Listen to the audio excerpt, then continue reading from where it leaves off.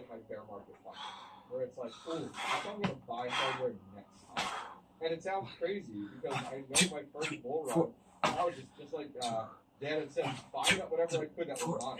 Like, you had to get a lot. You really want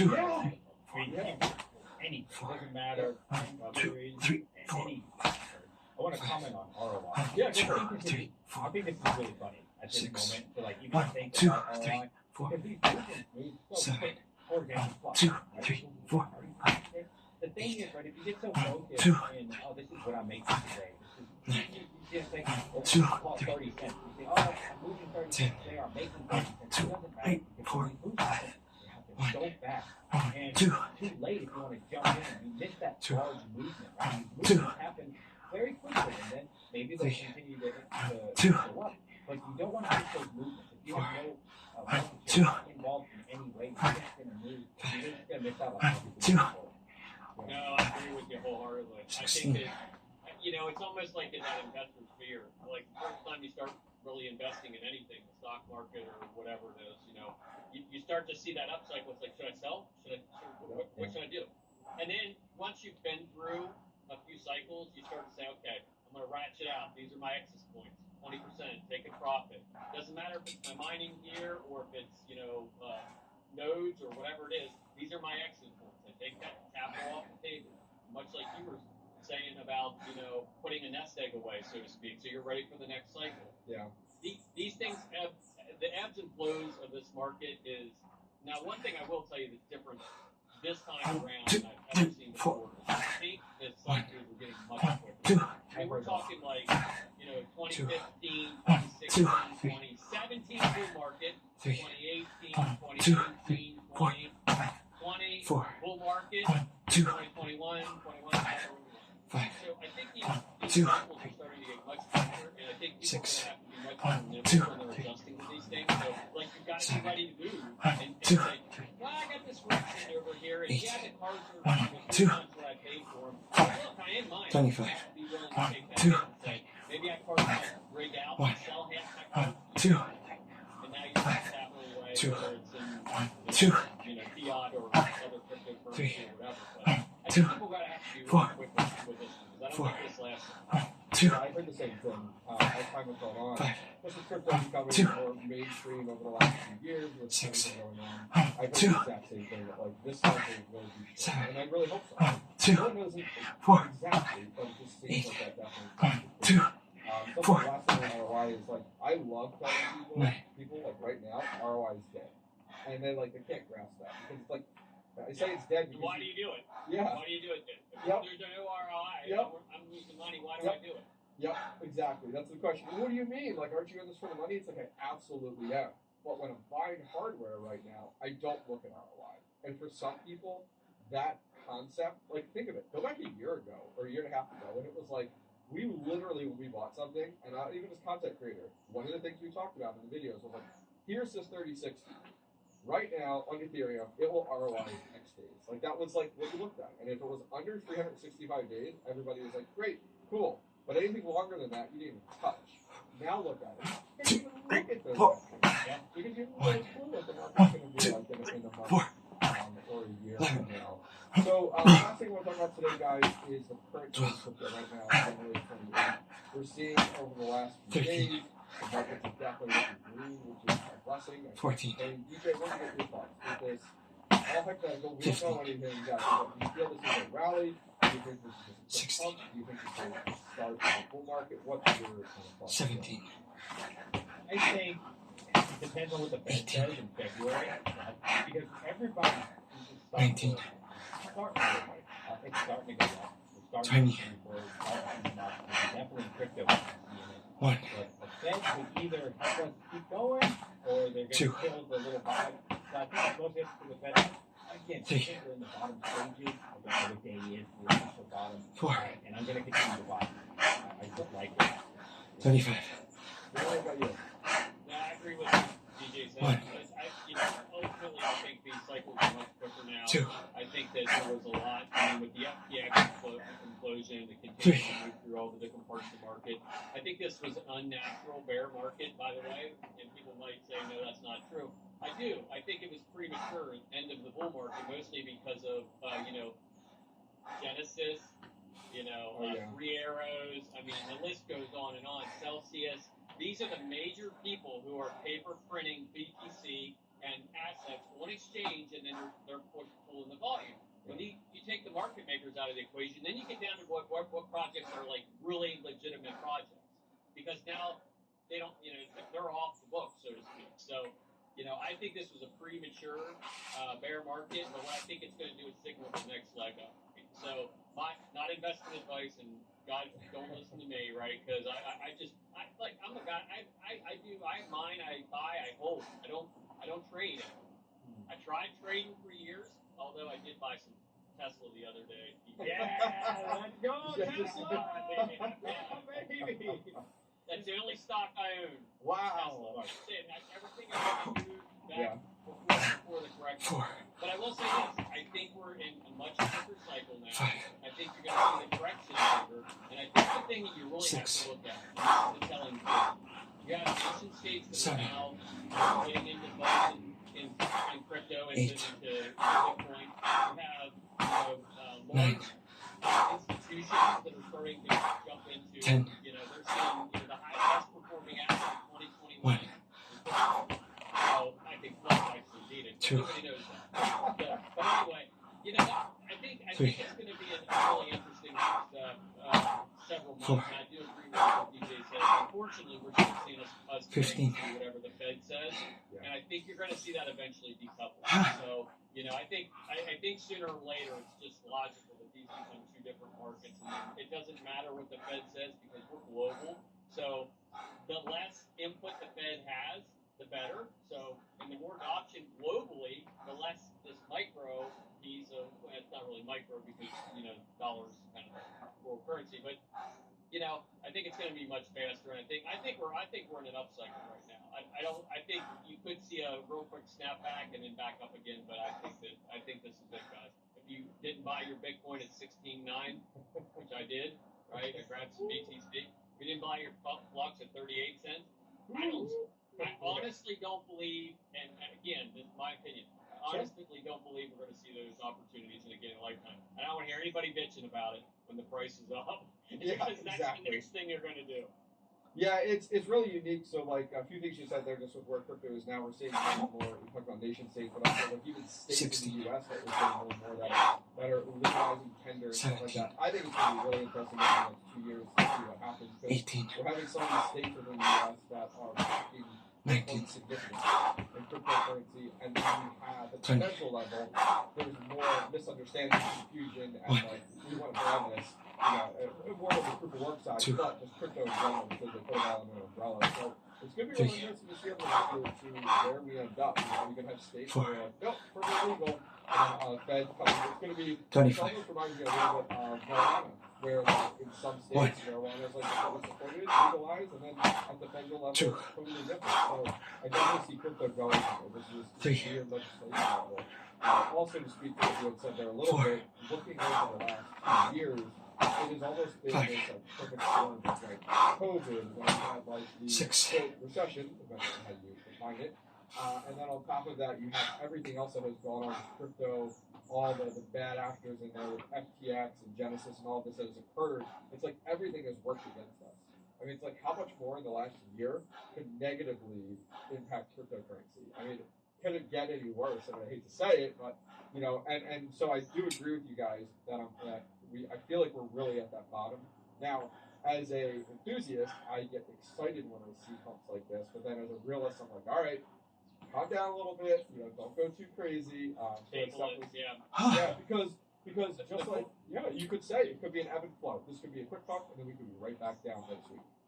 The corn giveth and the corn taketh away, because that's that's basically what it is. But I will say this one thing, and I just want to leave this kind of parting thought, is the fact that there is a bill that was submitted where on the Hill, that every vending machine, I think Ted Cruz put it in out of great state of Texas. Oh. Every vending machine, every cafeteria, everything on the hill will accept BTC. 8. Oh, you can. Yeah. So I hear that. Yeah. Whether or not it passes, 10. Yeah.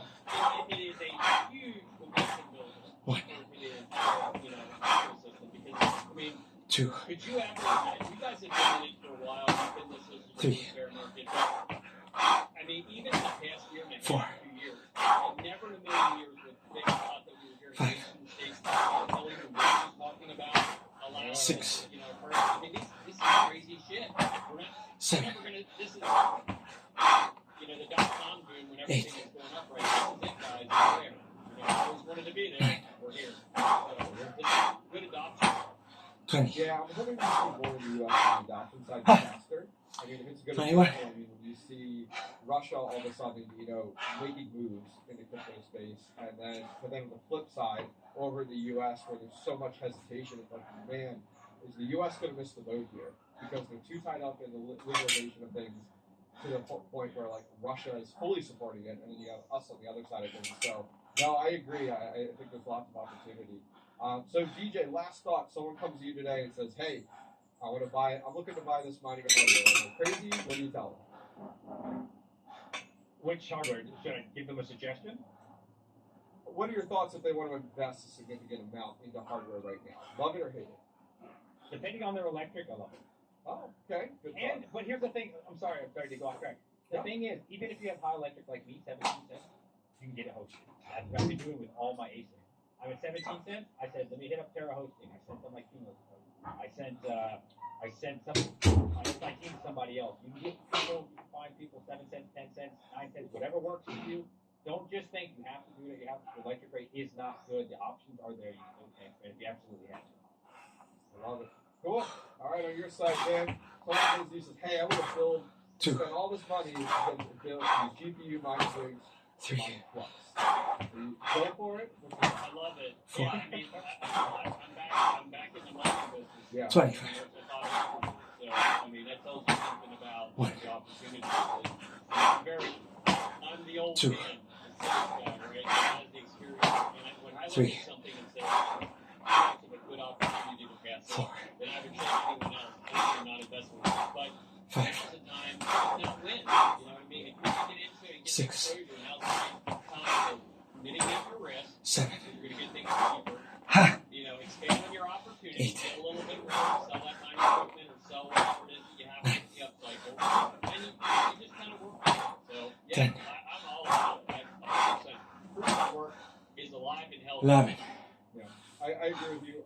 I've been buying hardware recently, building things up, trying to get as much as I can. I think I'm almost at 20,000 watts now running at home.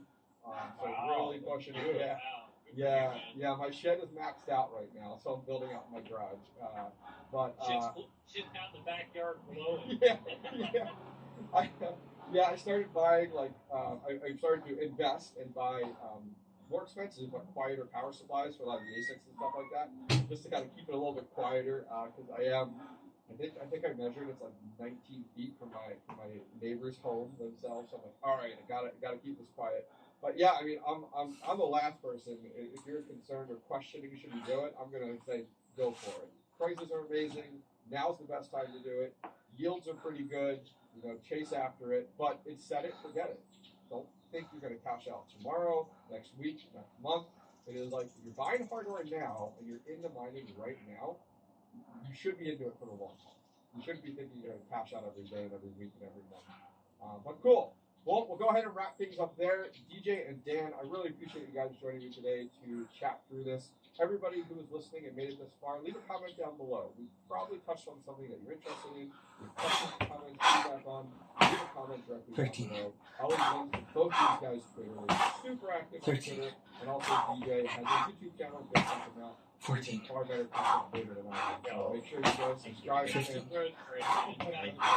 What you guys do 60. for the is hands down. And we thank you every day. So it doesn't go unnoticed. 18. I mean, I just get around and say 19. one of my metrics around my order bear market is I look at all the 20. YouTube influencers pictures and if they're like Yeah. I mean, and all, when they start changing the pictures, like, you know, greedy eyes, and they're like, go to the ring, it's like, cycle, let's go, yeah.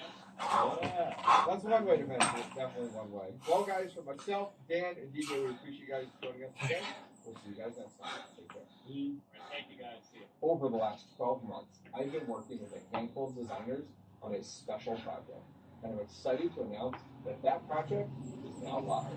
Let me introduce you to a new apparel web store, hobbyistminers.store. Hardware and merch for enthusiasts just like you and I. Working with a few designers, we've decided to launch the store with 17 unique NVIDIA Founders Edition graphics card designs. These designs are all custom-made, unique, and one-of-a-kind. What's your favorite Founders Edition? Was it the GTX 1080 Ti, or maybe the RTX 2080? We can't forget about the RTX 3060 Ti, or how about everyone's favorite, the RTX 3070? So what's different about hobbyistminers.store? Well, every 3 months, these designs will be decommissioned and gone forever, making them a limited time run. But no fear, every 3 months, brand new designs will be released under.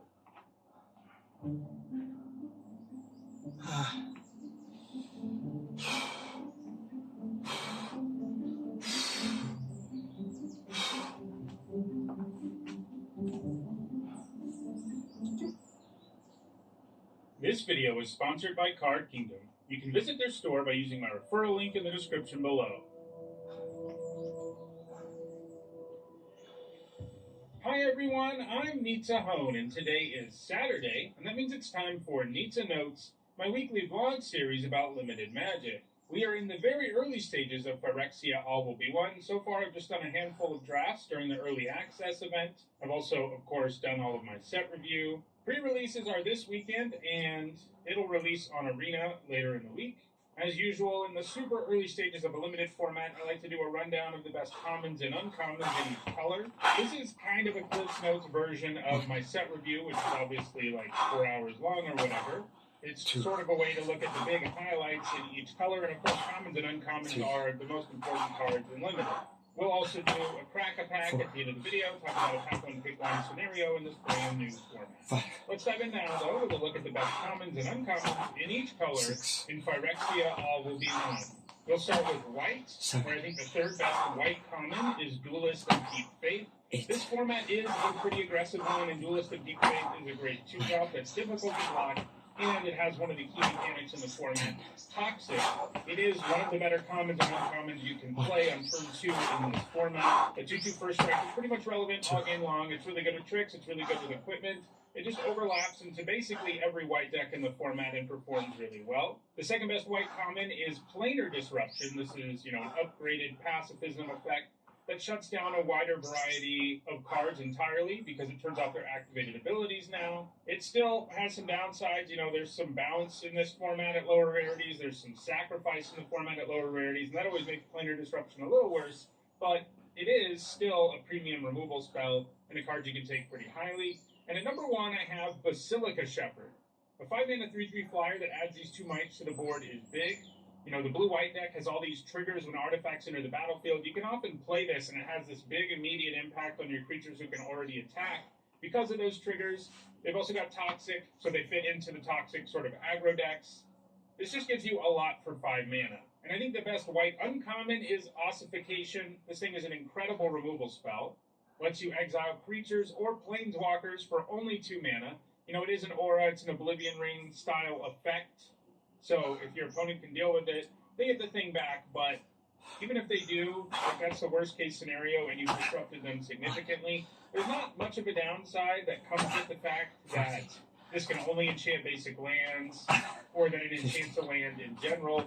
You're mostly going to be playing basic lands in limited, and there really isn't any land destruction in this format that makes this easier to destroy. It still dies to all the same sorts of things that all Oblivion Ring effects die to. For all 4 of these cards, these 3 commons and Ossification, I think they're all first pickable, and I think white is one of the better colors in the format, especially when we're looking at commons and uncommons. Let's move now to blue, where I think the third best common is Bring the Ending. I don't normally include counter spells in sort of my preliminary list of the best commons and uncommons, as it tends to take a particular format for them to be pretty good, but I actually like bringing the ending a reasonable amount. The base form of this card isn't great. It's nice to have in the early stage of the game where it can counter something pretty easily, but I love the corrupted upside here, which means it can counter anything in the later stages of the game. So generally, the way games play out, you have a huge chunk of the game where this is good, whether it's in the early game or once you have 3 or more poison counters on your opponent. It's nice to have, if you're not adding to the board, which you have to in this format, if you're not adding to the board on turn 2, leaving this up isn't bad, lets you counter whatever their 2-drop is or their 3-drop is, and you end up doing okay. And then in the later stages of the game, it can have a really big impact too. I think the second best blue common is Gataxian Raptor. This 3-mana 1/4 flyer comes with oil counters, and you can use up those oil counters to get +1/-1. It works well with all of the oil counter stuff that's in blue-red, and in the format in general. It works well to proliferate.